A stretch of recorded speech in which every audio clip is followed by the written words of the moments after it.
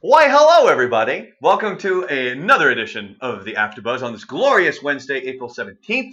Hope everybody's having a fantastic day. We went a little bit early today because I got to get to the Chihuahuas game. The first pitch is coming up in a little over a half an hour. I don't think I'm going to make first pitch, but I do want to get there to see as much of the game or try to at least beat the rains because I guess it's supposed to get the weather might be a little iffy during the first day game of the Chihuahua season here of 2019 here in El Paso, Texas. And actually, you know what? So producer Dave here hooking it up. If you don't notice, the picture looks a lot crisper today on YouTube. So thank producer Dave for that because he really hooked it up. Kind of fiddling around with the settings and stuff. That's crap that I'm not going to be able to do. So big thank you to producer Dave there. So got a bunch of different topics we're going to get to today. I had more stuff I wanted to get to as well, but I'm probably going to have to postpone some of that stuff for next week's AfterBuzz. We'll call that a tease, ladies and gentlemen. That's called a tease. So anyway, so we're going to jump right into some things here. The first thing that I really wanted to get into is I got to go to a locomotive game last Saturday, and it was a ton of fun. Yes, it's minor league soccer, and oh my God, who's going to go to a minor league soccer game? A lot of people. The stadium was incredibly full. I do have a trick for everybody, and this is one of the reasons why they need to build a stadium for the locomotive here in El Paso because I think this first season it's gonna prove that they can sustain a team, at least a minor league team here in El Paso because people love the sport. And the biggest thing being viewing angles. Because obviously when they built Southwest University Ballpark, they built it for baseball. So when I bought the tickets for the game that we went to last weekend, we were sitting up in the bullpen area, which is a really cool area because you have 4 seats and then a little mini table right there. And I was thinking it's going to be myself, my wife, my kid, and the father-in-law. And I was thinking like that's going to be like really sweet seats right there. And they are for the most part. The only problem is, again, it's designed for baseball. So you're looking this way, which would be home plate, and you have all the field of view here for the field. But the only problem is you can't see the other goal because the seats are directed this way. And the way that the stadium was built, you can't see down into that corner, and you actually can't see the goal there. It's still incredibly reasonably priced. I mean, it's like we were able to go to the game for 4 of us. Everybody gets food, everybody gets a drink, and we most certainly did not even come close to breaking the bank on this thing with those really nice seats. And there was other seats that are available. I think next time we might actually even try going up into maybe the 200 level closer to midfield so you just kind of look down on everything. But it wasn't that bad either because even when the ball would go into that corner that you can't really see the goal, they got the big screen with the broadcast right there on the scoreboard. So you can see it right there. It was pretty sweet. But if you haven't been to a locomotive game, I highly, highly, highly recommend going and checking out a locomotive game. Moving on to some more sports stuff. Little NHL, NBA. Still, nobody's given me a valid reason to support a specific NHL team. I do know that last week somebody mentioned following the Tampa Bay Lightning, and what did I tell you?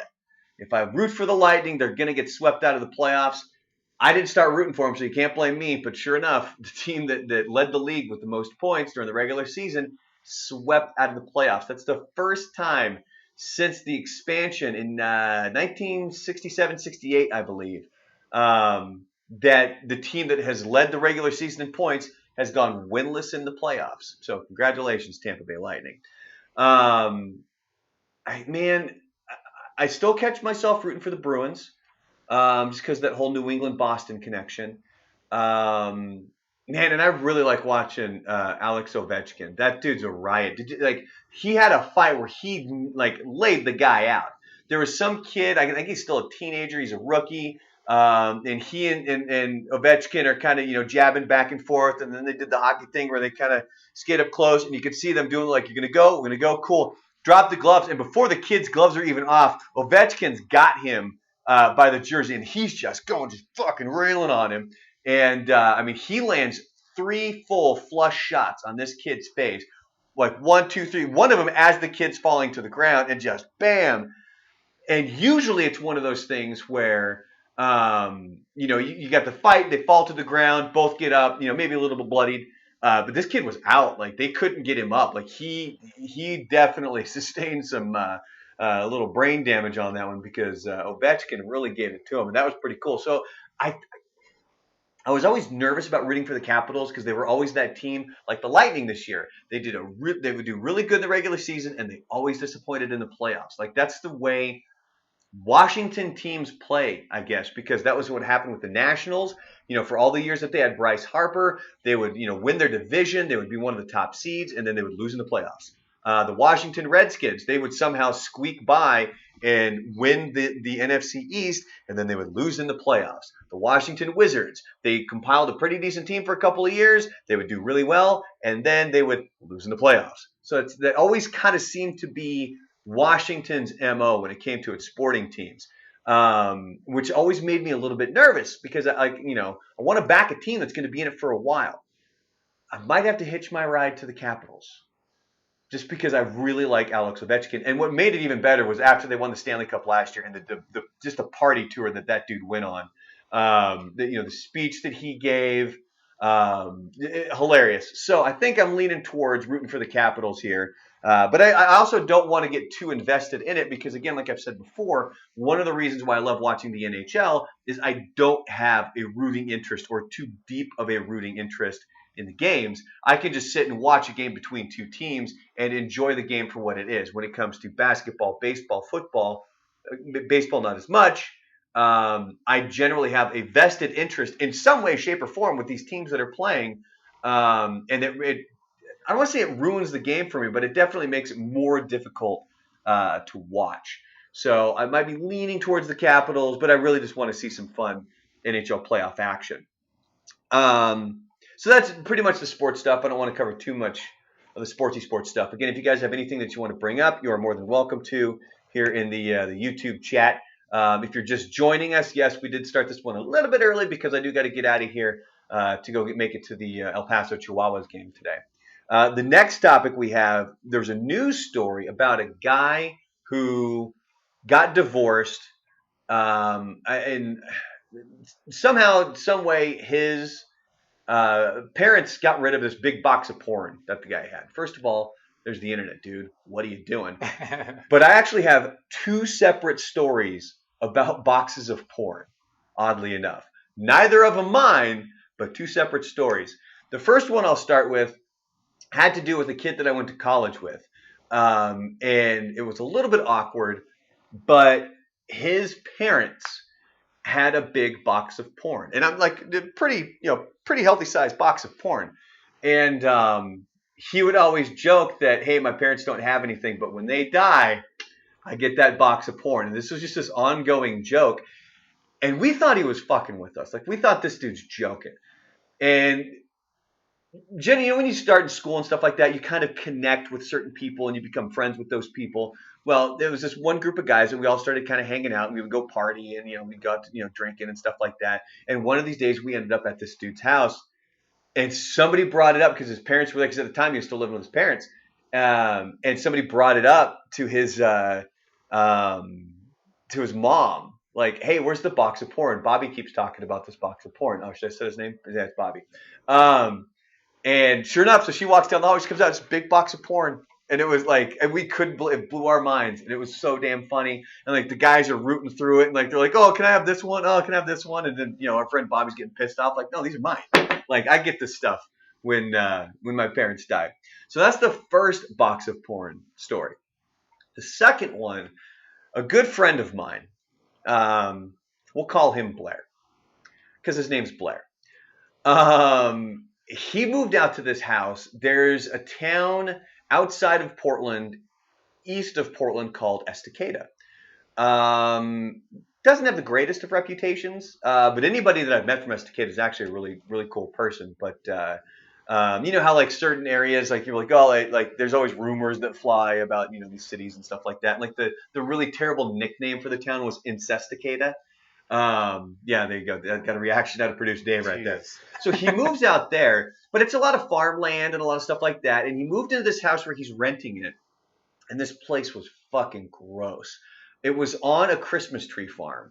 There's just dozens of old cars that have been abandoned there. Like, I don't know what this guy's doing with it, but he's renting this house, and it was so bad that the piping, like the PVC piping in the house, that, like, where, like, this, like the gas, or like all the other things in the house, it was actually outside the walls. It's, that stuff that's supposed to be inside the walls was outside it, and the dude smoked in his house so much it was caked in tar. Like, seriously, so you had like a PVC pipe, and it was brown. And it was, and like, how, like, when, like, if you take a glob of paint and you put too much on something and it kind of runs down and drips, that's what the tar looked like. Like, it was disgusting. But we're moving Blair in, and we get up to so he's staying, like, they converted the attic into a bedroom. So he's staying up in the attic. We're hauling his bed up there, and we were like, what do you want to do with some of this stuff? And he goes, well, just go ahead and throw it in the closet. So we go to throw it in the closet, and there's still a box in there. Like, the guy, when he moved out, I guess he left a box. It's a big ass box of porn. And I know it'll sound weird, like, when I say it wasn't normal porn. Like, it was weird shit. Like, people hanging from hooks, like fat chicks, like this dude, like, I'm talking, like, have you ever seen My 600-Pound Life? Like, stuff like that. And so all of a sudden, like we're rooting through it and stuff, and it's mostly VHS tapes. I think there's a couple of DVDs. It's magazines. There's like some big fucking wall poster. Like, it was huge. And it's just like all these pictures of just like these fat chicks doing sex stuff. It was so gross. Okay. And then, to top all of this off, as we're rifling through this box, at the very bottom, there's a vibrator and Vaseline. I shit you not. Oh, and oh, wait. And a pink razor and Band-Aids. I kid you not. Like, that's totally what was in this box. Like, we got to the bottom of it, and then that's when everybody freaked the fuck out, and we were like, okay, we need to, like, go burn this thing or something. But then we thought twice about that, because who knows what kind of fucking germs are in this box. If we burn it, now it's airborne, and now we're patient zero, and this is where the apocalypse begins in Estacada, Oregon. But yeah, so there's 2 boxes of Pox porn stories for you there. And it was just gross stuff, dude. But that, man, the moment, because the first person I think that saw it, he didn't say anything. When we got to the bottom and he saw the, when he saw the vibrator and the Vaseline and the razor and Band-Aids, because he didn't react. Because I think the first person, when they, like, looking down, didn't react at all, and then all of a sudden everybody saw it, and it became that, oh shit, what is this moment? Like, it's fucking gross, dude. Like, super gross. But anyway, so there's a couple of box of porn stories for you for today. Next topic that we'll be moving on to here, a little Game of Thrones for you. And this is, I don't want to get too much into it, because I know we talk about Game of Thrones a lot. I know that it can be a bit of thing with people where it's like, yeah, I don't watch the show, I don't really care.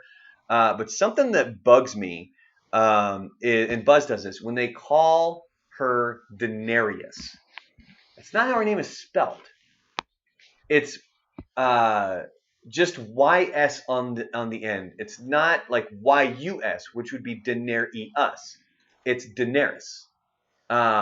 If you look up Daenerys, is I think how you spell it. Uh-huh. Daenerys Targaryen. Yeah. So it should just be Daenerys. But for some strange reason, most people I know call her Daenerys.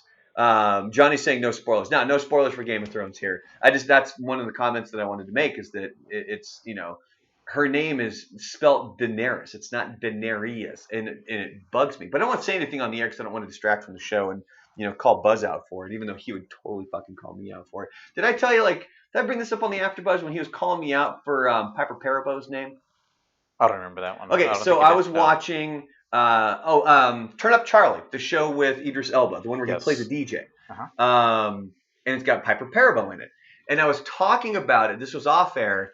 And I had mentioned, Piper Parabo, and he goes, Parabo. And he was serious. Like, he was legit serious. Like, hey, like you're wrong. And I was like, okay, well, I don't know if I've ever really heard her name said, but thought that's how I always heard it was Piper Perabo. And Joanna just looks at me. She goes, "It's like agreeing with me," and I'm like, "Yeah." So I went and found like some old interviews with her, and it is Piper And Perabo. that's how they introduced But him. for some fucking reason, like he was so adamant, like I need to correct you, and it wasn't even like he was just fucking around. Like you could tell, like he was being serious. Like you're wrong. I need to correct you. His self-esteem's a little weak, I think, at this point right now. Like we need to do something to build him up because he's, the self-esteem I think is struggling for Buzzley a little bit there. So we need to do whatever we can to build him back up because we love the guy and we want him to, we want him to feel good about himself. But in that instance, I called him a fuckhead and just told him shut up. Okay. Yes, I did. I totally did. I don't know. I don't remember how I reacted, but no, I'm like, dude, it's Parabo. So I looked it up. Yeah, it's Parabo. Anyway, so we got. Let me see here really quick. Check the YouTube chat. We got Andres. He's saying when I was stationed in Bamberg, Germany, we found in an old abandoned World War II barracks a dead pigeon, a frying pan with oil, a porno, and a Bible. Wow, that is impressive. Jerry says, "What's one good reason to watch Game of Thrones?" Ooh, that's a good question, Jerry. One good reason. Because here's the That's thing, tough. like this is the thing with Game of Thrones and even The Walking Dead. They're two shows that are known for being boring. Walking Dead was a lot of storyline. It got to the point where there was a lot of whatchamacallit, with Game of Thrones, like it's just a lot of walking and talking, like watching like the Lord of the Rings trilogies and stuff. It's exciting to see the walkers at first, but then it started kind of developing into, you know what, it's the actual people that are and that was always one of my arguments to people when it came to The Walking Dead because like, oh, Walking Dead sucks. I'm like, well, because you're expecting it to be about the zombies. It's not. It's about the human interaction. It's about how people would act after something this major of an event.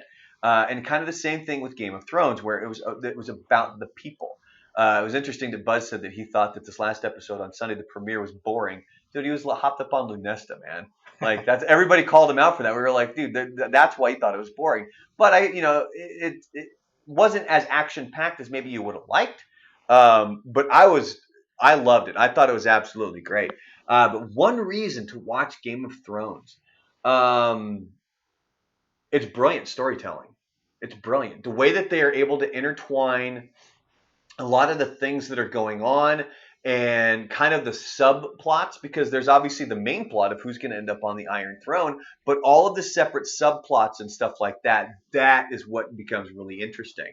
It's like watching, there's a really weird comparison for you. It's like watching Parks and Recreation. When the show was just about Amy Poehler's character, Leslie Knope, it was good, but it wasn't great. I mean, it struggled a little bit. But it was when the sub stories, when you were learning about Ron Swanson and Tom Haverford and what the hell, Chris Pratt and what's her face's character, Andy and fuck, how am I blanking on on their names now? This is gonna kill me because I should know this. Andy and fuck, I'm gonna have to look this up. Because it's Audrey Plaza's character, but I'm totally blanking on what the hell her character's name was. Never watched that show.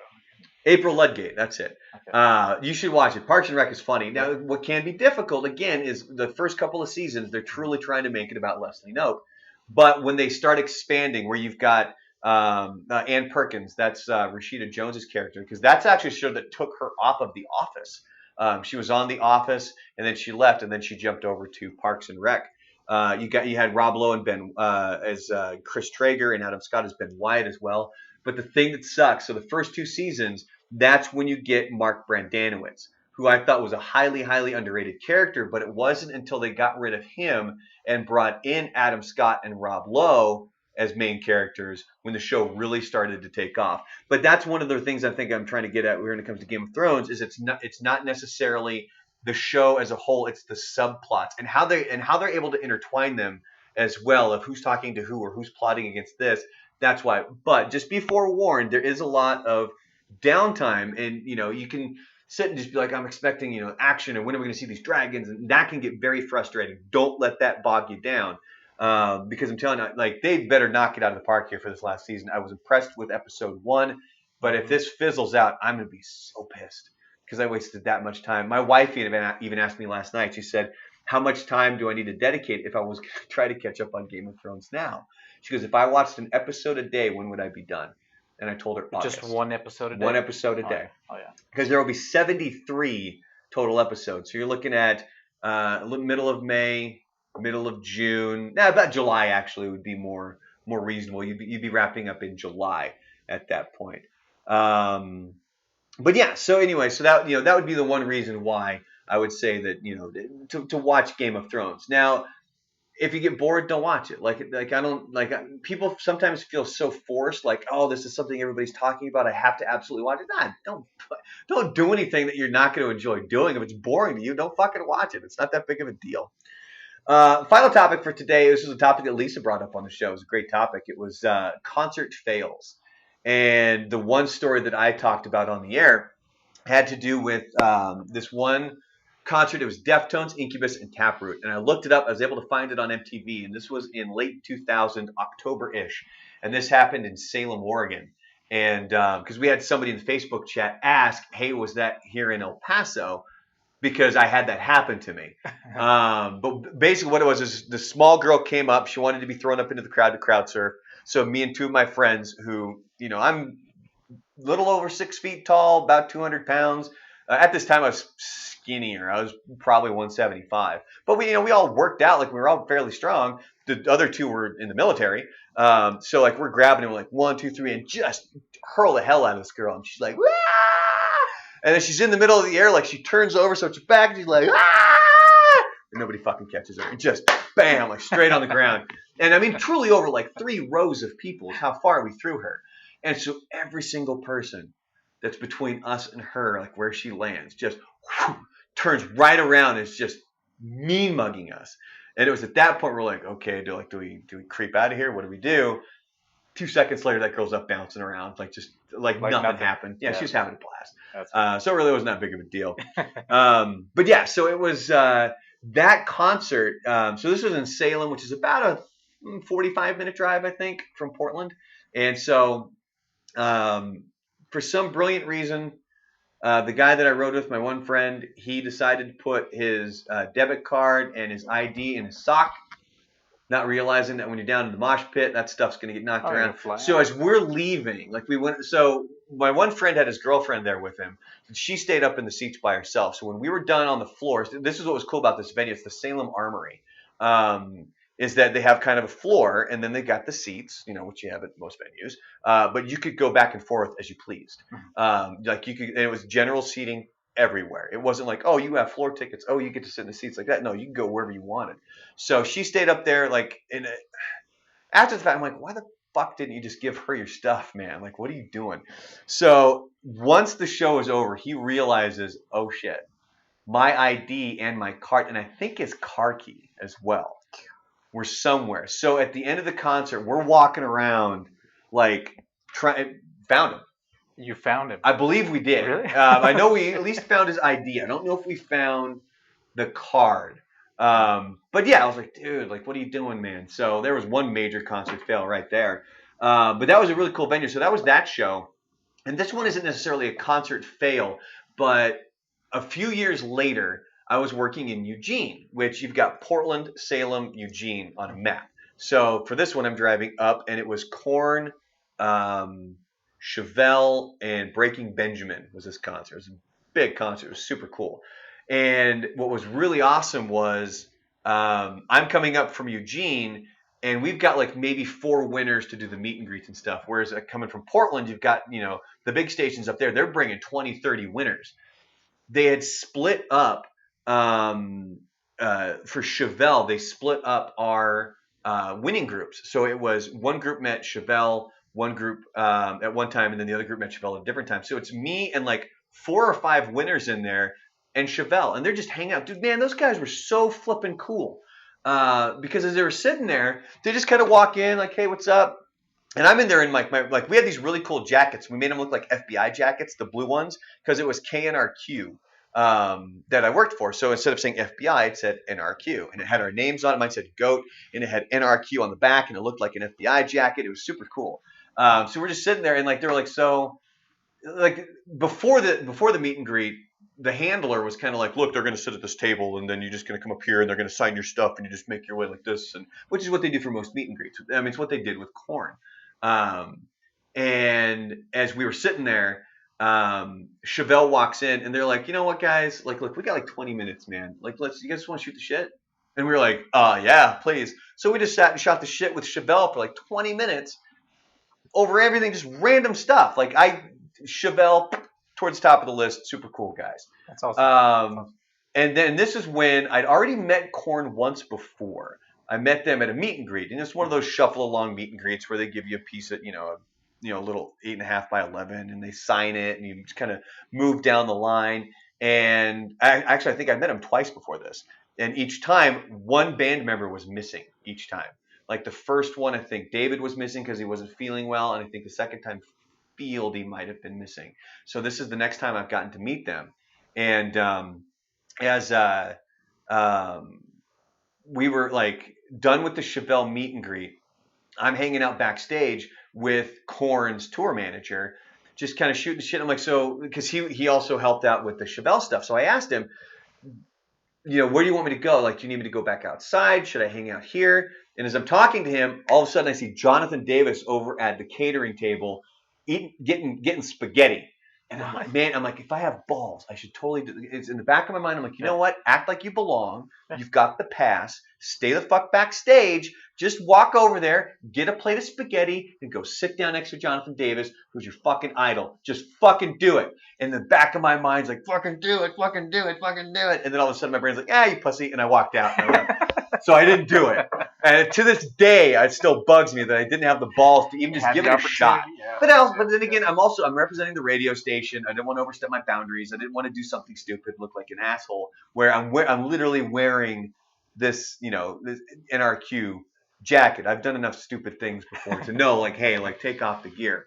That'll lead to one more quick story here. And you know what? I'm going to tease that story for next week. Wearing the jacket and having friends remind me to take it off before I did something stupid. But anyway, so that was just that wasn't a concert. I guess that would do it as a concert fail for me of just being like, dude, why just fucking go over there, man? And I wimped out. I couldn't do it. So I went out and then I hung out front, just, hanging out by myself. And then when I got a call from Jens, that's the manager for Korn, he's like, hey, come on back. So I went back and met Korn. And that was truly one of those ones where it was just, here's your thing to sign. And they just kind of shuffle you on the table and stuff like that. And I felt bad too, because I also had this like big Korn poster. It was like one of those cloth ones. It was like super cool. And the whole time I'm like, I want to take this to get it signed because all 5 members will be there. And I don't want to miss out on this. And I want to get this thing autographed by them. But I chickened out because, again, like, dude, I'm such a pussy. Because at the time I'm like, it's this big. I don't want to carry it around. You know what? Look, kids, if you're listening, don't be a pussy. Like, don't be like me because you're going to end up thinking back on this stuff and you're like, dude, I should have done that. And I didn't. And that was the final tour that Head did with them until he left the band. He left the band like 2 or 3 months right after that. And that's when I was like, fuck. And then at that point, that's when the band started to change. Head is now back with the band, but David, the drummer, he's left. But now you got Ray Lazier. He's with the band. So take advantage of the opportunities you get, man. Like, don't wimp out. Like, don't be like me. Like, it's gonna kick you in the ass later. It reminds me of that story that Shim told that first episode of Rockstar 101, where he met the gentleman on the plane. Oh, Tom Morello. Tom Morello on the plane. It's the same thing. He was like, do I go up there? Do I talk to him? Do I introduce myself? Yeah, like seriously, don't be a wimp. Like, and it's because for me too, I always, like, in the back of my brain, I was always like, you know what, you're representing the radio station, don't be stupid. Because it always bugged me if I saw somebody for the radio station and they were like overstepping their bounds, trying to use their credentials for something else. And I'm like, that makes us look bad. Like, I don't like that. And I never wanted to be that guy. But at least it leads to a good concert fail story here, I guess. 15 years after the fact, because I think this was 2004. That's how long ago this was. God, man, when I was telling the story on the air about the girl that we threw into the crowd, fuck, that made me feel old because that was almost 20 years ago that happened. Like, that makes me feel so old. But anyway, really quick, we'll tease a couple of things here. We'll wrap up this edition of the AfterBuzz. Got a couple things here in the YouTube chat that I need to get to. By all means, as I'm going through this stuff, make sure you're subscribing. If you're liking this video, hit the fucking thumb. And then hit the bell to get the notifications for when we go live as well. I mean, hit the thumb. Like, what is it going to hurt you? Nothing at all. It's just going to put a like on the video. So be nice and do it. Don't be a wimp. See? Don't be a wimp. It all comes full circle. But anyway, we've got a couple of things here. Mr. Frank Sharples, thank you for joining us again for the AfterBuzz. He says he's here just for the box of porn, and he knows who Blair is. And you know what? Next week, that's another thing that I'll bring up. I'll bring up the whole Frank story, because one of the things I was going to get to today that I'm not able to is balls, nuts in your mouth. Frank, that's for you, buddy. Balls, nuts in your mouth. And that's something I'll be covering on next week's AfterBuzz. There's a story behind that, and then there's a story about how we actually met our good friend Frank, who in the YouTube chat is Mr. Sharples Live, or just Sharples Live, actually. We're talking about teabagging. Maybe I'll talk a little bit about Michael Jackson next week as well. The wife and I have been watching the Michael Jackson documentary, that Leaving Neverland. We got through the first episode last night. Holy shit. Why do you leave your kid with a dude you don't know? Mm-hmm. Seriously. Like, I don't like having my kid being around people when I'm there. like, get away from my kid, you fucking weirdos. But yeah, so that was something, and hopefully if we have time, we'll be able to wrap up part 2 as well. And then I'll lead it into another story here. Like I was talking about the NRQ jackets that we had. There's another story that I can tell about that actually this happened on my birthday back in 2005. And I'm surprised I didn't get arrested, but that's where we'll leave this tease. Let me get to the YouTube chat here. Cruz said, did you go to Chevelle and Disturbed when they came for free? No, I did not. I've actually not been out to any of those free shows at Speaking Rock, because most of the ones I would have wanted to go to, weeknights, I got to be up at 3 o'clock in the morning, getting out there and getting back. Like, that's just not really feasible. But I heard that was an amazing show to be at. Manny is asking, or is actually saying here, concert fail. Guns N' Roses when they came to Las Cruces with Metallica in 1992. GNR was flat. Metallica outplayed them. I believe that was the same tour. They took that tour to Europe, and that's the one when Hetfield got lit up. Like, literally, like he stepped on top of the pyrotechnics and it burnt him. And it severely burned him. So the guys from Metallica, they went back out on stage and they were like, hey, like, this is in front of the crowd at that concert. They're like, hey, unfortunately, we gotta stop playing because James is burnt really bad. He's on his way to the hospital. So we got to shut it down. And they went back and asked Axl Rose, hey, can you guys go back out there and perform more? Because because we're done, because Hetfield, I got to sneeze. It's going to fucking kill me for the rest of this AfterBuzz.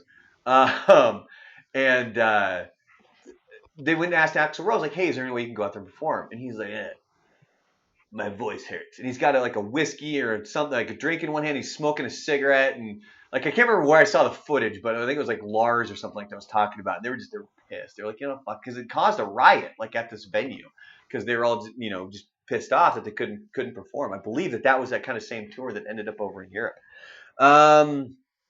Let me see here. Andre says, what do you think about going after Jackson post-mortem and not Weinstein alive? I don't know enough to make a good comment on that. The way that you've stated it sounds shitty. Because I believe that the two main guys that made this documentary that are retelling their stories of stuff, of what Michael Jackson did, I believe they are suing the Michael Jackson estate. So it's like, it's uncomfortable to watch, because they're describing like really, really like. Have you seen it, Producer Dave? I haven't seen it, but I have a friend that saw it that said it changed her views on Michael Jackson. Yeah, that just ruined all his songs that come over the radio. I think it's really, really, really disturbing to watch. Yeah, so just be was talking about Oprah's what? I'm not quite sure what you're mentioning there, Andres. I'm sorry. And then Cruz Medrano says, Instagram, some fail was a girl got her eye taken out of the socket when Disturbed came on. Ugh!